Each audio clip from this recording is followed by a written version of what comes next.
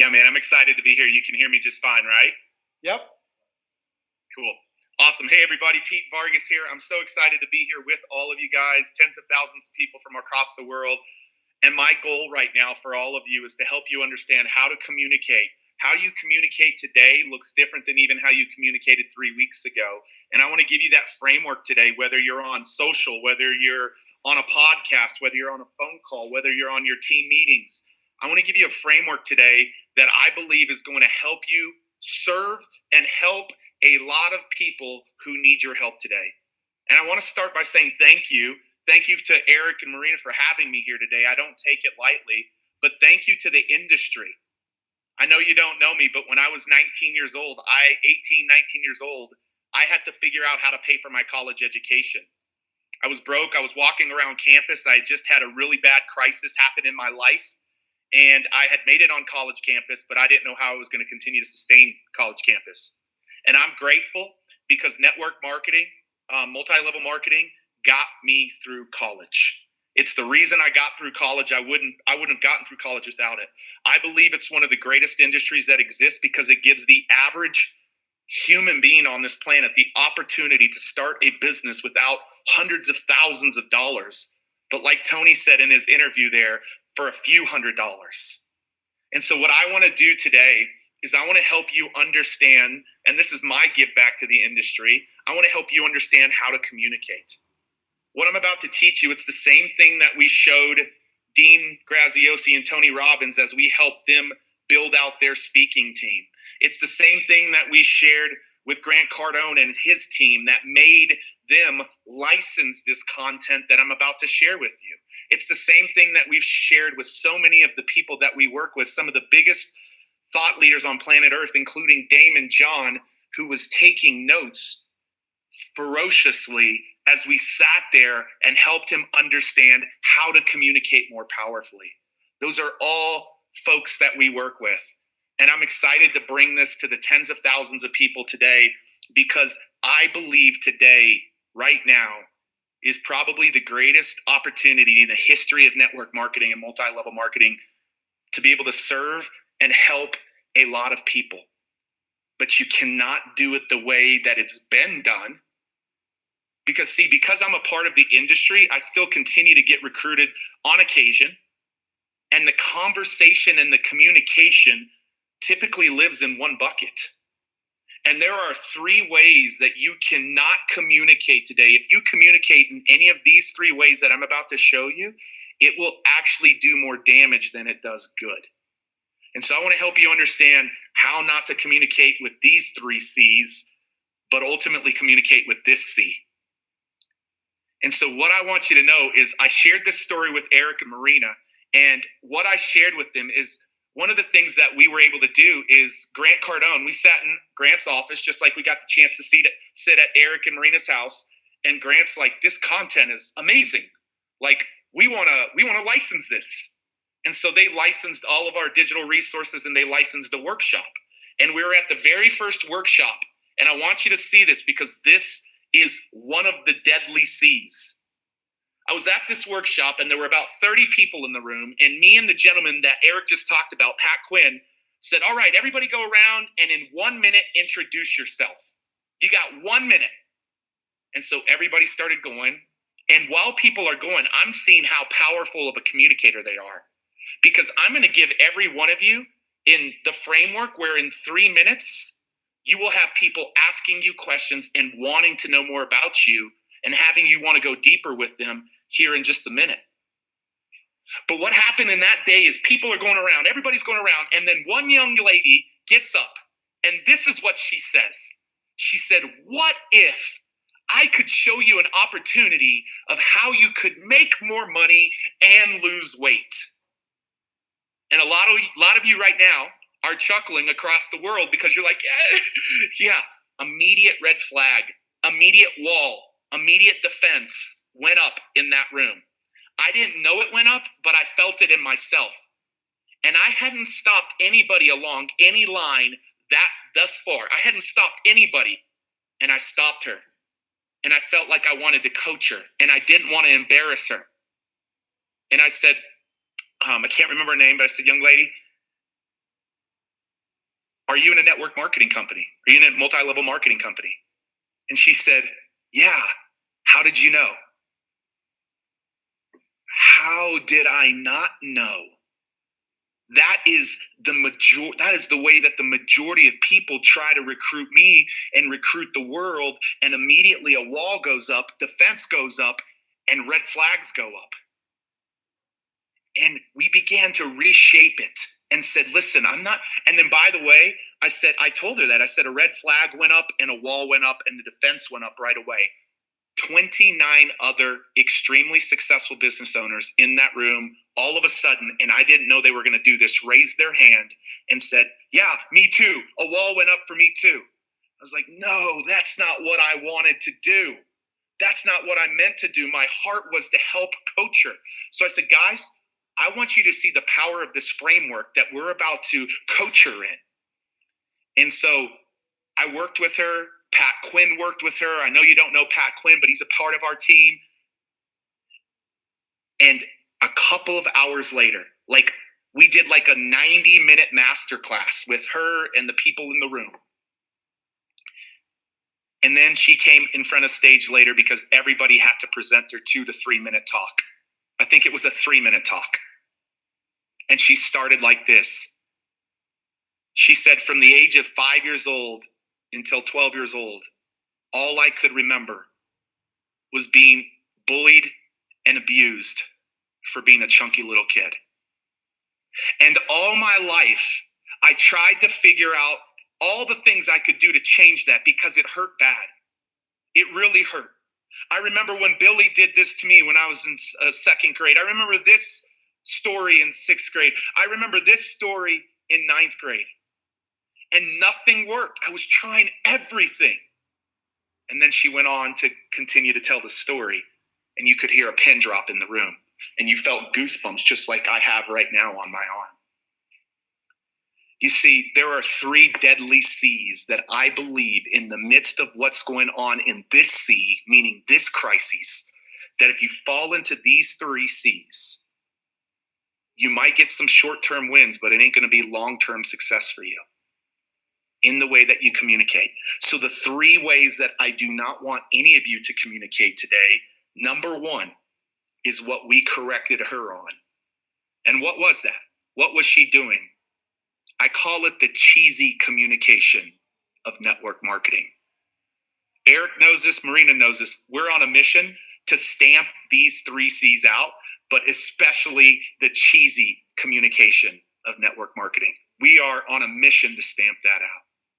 So right now, it is not a time to be cheesy or be cheeseball or talk like that. And I think a lot of people who are part of this community, you've learned from Eric and Marina, so you understand that. But I want to reinforce that it is not a time to start being cheesy in your communication. And by the way, good economy or bad economy, I want that to get rid of. So first C that we got to get rid of is that. The second C, and these all came to me. Right now, in this time and age, you feel like you can cut to the chase. That's the second C, cut to the chase. My neighbor lost their job. I've seen tons of people firing or having to lay off people, not fire, but lay off people. And all of a sudden, they feel like now is the opportunity. I just got to cut to the chase because I want to help them. And you cut to the chase, and a wall goes up immediately again. This imaginary wall that you can't see, she couldn't see, but everybody else in the room felt. And so it's not a time to just cut to the chase. We'll get there,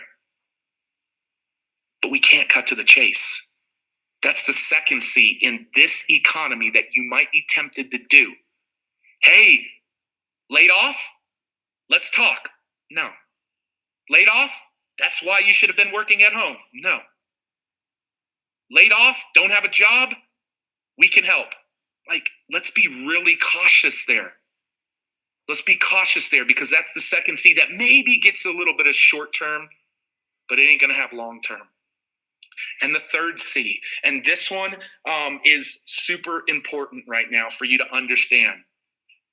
You cannot try to lead with the C, which is cash. Once again, you might be tempted to lead with, hey, cash, cash, cash, cash. No. Do not lead with that C. So cheesy, I want no market. Cutting to the chase and cash might work in other markets, but it ain't going to work today. And you're going to turn more people off than you turn them on to what you're doing. And right now, you all have the power in your hand to literally shift what's happening in our world today. You have the power in your hand to help people rise up in the midst of chaos and crisis and fear if you communicate well, if you communicate powerfully. And so what is the C, Pete? Okay, I'm not going to be cheesy. I got to figure this out. I'm not just going to cut to the chase. I'm not going to lead with cash, meaning leading with the financial opportunity. What do you need to do, Pete? Well, let me first give you a little bit of a context of the story, because if you get this story, which was another crisis time just in our nation, which was America, but I know we have people from all across the world, you will understand the C in a very powerful way that you have to use in your communication. You see, what you don't know about me is I had a terrible, terrible relationship with my dad. Awful. Abusive dad growing up to me. My grandmother took me away from him when I was in 6th grade because of the things he was doing to me physically, mentally, emotionally, every which way. My grandmother took me away from him and said, you're never going back to live with your dad. Now you fast forward several years and I'm a youth pastor. I'm 23 years old. I'm bringing in these powerful speakers into my youth group. And one of those speakers that I decided to bring in, his daughter was the first girl killed at Columbine. Any of you remember that? 1999 Columbine. His daughter was the first girl killed at Columbine. And she died. And the month before she was killed, she wrote a paper called My Ethics, My Codes of Life. And she had 6 diaries. And in this paper and this ethics that she wrote for her 5th period English class, she said, I have this theory that if one person will go out of their way to show compassion, that it'll start a chain reaction of the same. People will never know how far a little kindness will go. Yeah, you might have caught into the C that I'm going to talk about here for a little bit, but what I want you to know about her is she stood for that in her paper, and her 6 diaries were her life's journey of how she lined up and she actually lived that message out. And so this man comes into my community, he speaks. I'm 23 years old. My dad hasn't said anything to me really about what he had done to me in the last 10 years. He's in this building. He's actually present. He's live. He's watching. I'm thinking maybe this will move my dad to take action and apologize. And at the end of the presentation, after that man, and this is very, very important, everybody, after that man said, hey, parents in the room, you have no idea how long your kids are going to be here or you're going to be on this earth with your kids. I want you to go tell your kids tonight how much you love them. And some of you need to go ask them for forgiveness for something that you've done to them. And literally that night, my dad went and wrote me a letter. He said, I'm sorry for the father I've been. Here, my son is having an impact on hundreds of kids' lives, and I can't have an impact on my only son's life. I'm asking you for a second chance to do things right.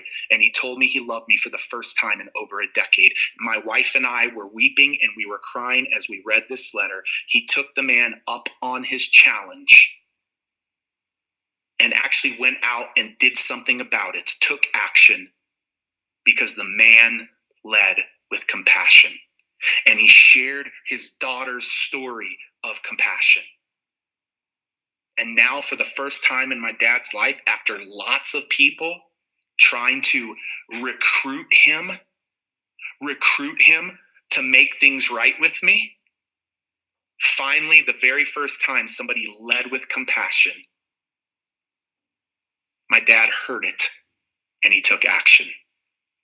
If you want people to take action right now, you have to lead with compassion. You have to lead in this market with empathy. You cannot be driven by the cheesiness or the cut to the chase or the cash. You got to lead with compassion. That is what you got to do right now. And I want to share one more story about him. In 1999, our nation was scared. I don't know if Eric and Marina remember this, but we had a nation that was really scared because we had our first major school shooting. And I'm not comparing it to today, but I'm comparing what I'm about to say to today. Back then, everybody was talking and complaining and scared to death. Parents weren't sending their kids to school, and they were afraid. And everybody was pointing the finger and taking blame and blaming everybody else. And there was all this finger pointing. And this man chose not to finger point. He chose to make a decision to forgive the two boys who took his daughter's life. And he went and took this message out to compassion out into the world, which we helped him do.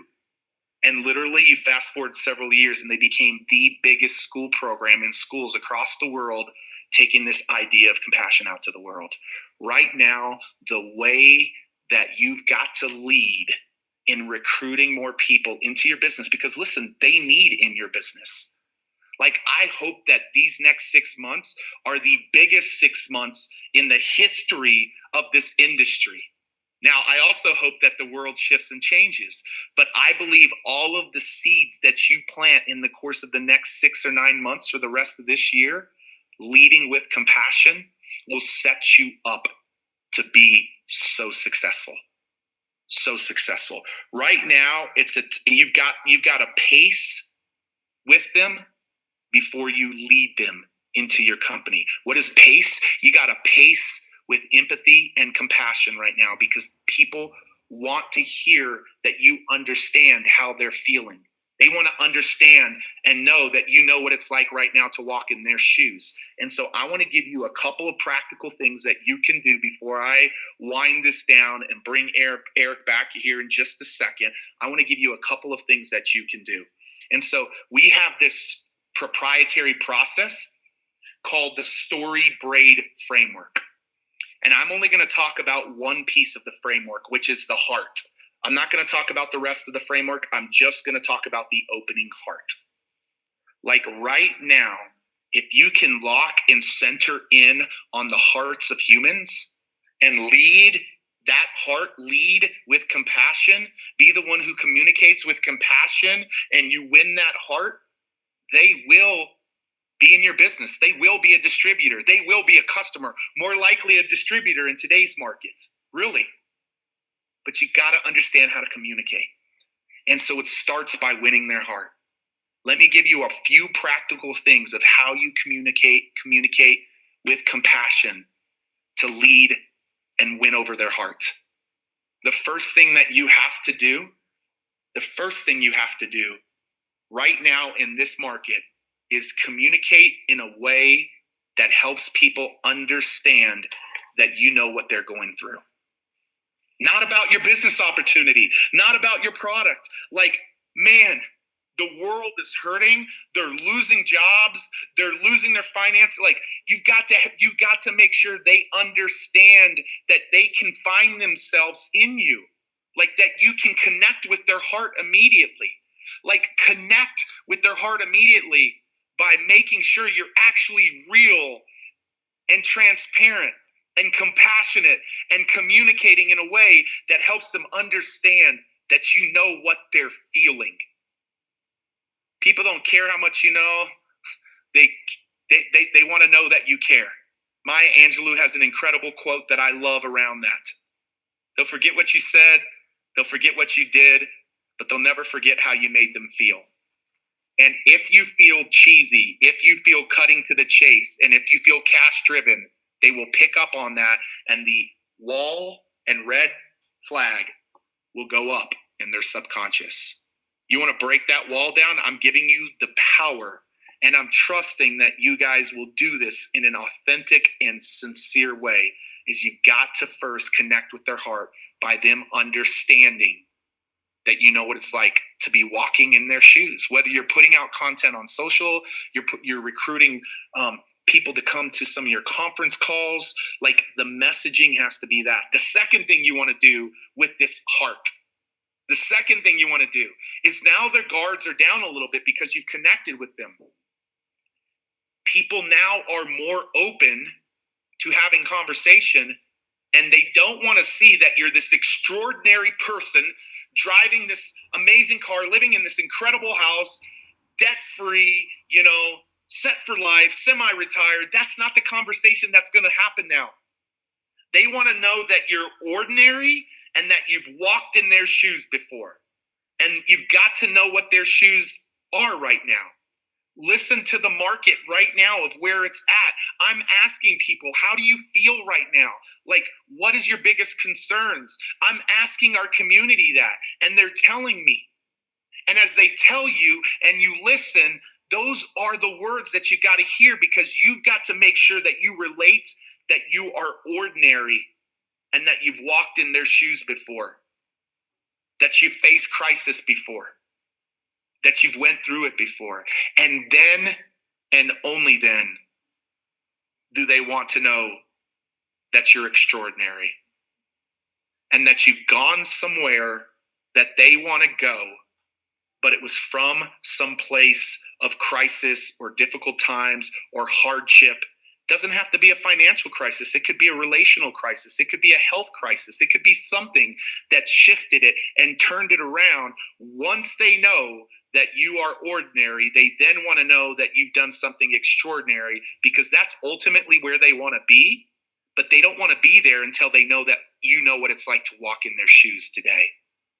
Man, I hope you guys grasp that. I really hope that you get that, because that is an incredible piece. And so the second thing that you want to do in this opening heart is the ordinary and extraordinary. Make sure people understand that you've been walked through that, but you've gone somewhere that they want to go, because now that's going to open up the conversation with them beginning to ask you questions.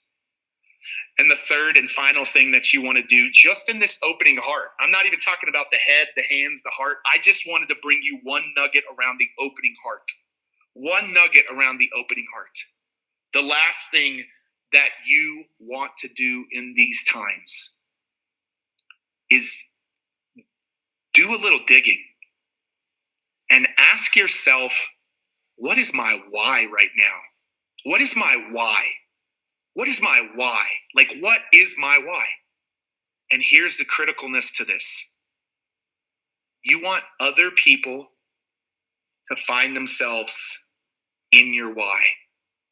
And so my why is that I want to help our community get on 1 million stages by 2027. To share their messages and their stories with the world. And now I've even shifted a little bit to say, I want to help our community get on 1 million stages by 2027. And the number one stages that they're going to get on is our virtual and digital stages, because there is an abundance of them that they can do straight from their own home. And here's what happens is, if you can have an empathetic and compassionate why that you can have in conversations with people, they will find themselves in your why. If they find themselves in your why, they start asking the question, how do I work with you? How can you help me? What can we do? I need help. I want to be that extraordinary. They're not going to use the word extraordinary, but I want to move from that ordinary position you were in to go into the extraordinary. And I want to be one of those people in your why. That's the third thing that you want to do in this opening heart. When you begin to do those three things, the game shifts. The game shifts. People feel connected to. They feel out of isolation. They don't feel depressed. They don't feel anxious. They feel connected. They feel heard. They feel loved. And they've now come in and said, tell me more. I want to close with this story before I bring Eric back up. I told you that network marketing got me through college after a really hard hardship. But what I didn't tell you is that I played collegiate tennis, and my grandmother went and worked another job just to help get me through college, because my parents didn't have the money to help me with college. My grandmother went and worked another job. I got a small little college scholarship. I got a little bit of a Pell Grant, and that's how I got through college. And I was playing collegiate tennis. And one day I'm going out to my car to go and drive to tennis practice. All my rackets are in there. My car's in the parking lot of my college campus, Midwestern State University in Wichita Falls, Texas. And I go and I find and look for my car, and I can't find my car. Well, what I come to find out is that my car had been repossessed. And it was the gift that my dad had given to me, but my dad wasn't able to afford the payments, and he didn't tell me that. My rackets were gone. My car was gone. I was in tears. I didn't know how I was going to make it now. Like, I had no transportation, no tennis rackets. I was already struggling to be on that college. I decided to go last minute because I had some friends really, really encourage me to do that. And then I ran into a lady in my church. And a lady in my church didn't get cheesy with me. A lady in my church didn't shortcut things or try to take a shortcut. A lady in my church didn't cut to the chase or lead with money. A lady in my church was compassionate, and she heard me. She actually gave me some money to be able to get food. And she supported me just helped me. Her and her family, her family became like an extension of my family. And they loved me. They didn't play the short game. And then one day she just told me about this incredible thing that she was a part of. And it was a no-brainer for me to ask her, tell me more about that.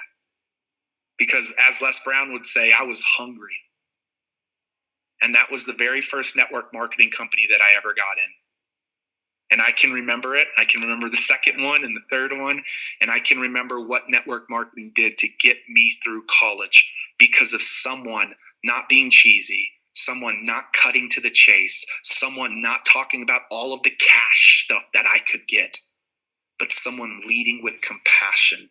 You lead with compassion, industry. You lead with compassion. All of you walk around the world as you communicate that heart and you communicate to their heart. What you will begin to see is you will begin to see more distributors, more customers, more volume, more impact, and you will be responsible, a little piece of helping restore the world's economy that's hurting right now. But it's industries like this that are going to change that. So, Eric, that's what I would say to everybody today, my man. I think it's an absolute no-brainer what they put out there, what you put out to the folks today. I'm not even in the industry, but I'm going to go learn some skills and some skill sets from you. And, man, I appreciate you having me in front of everybody today. Well, it's my great pleasure. Thanks for bringing value. And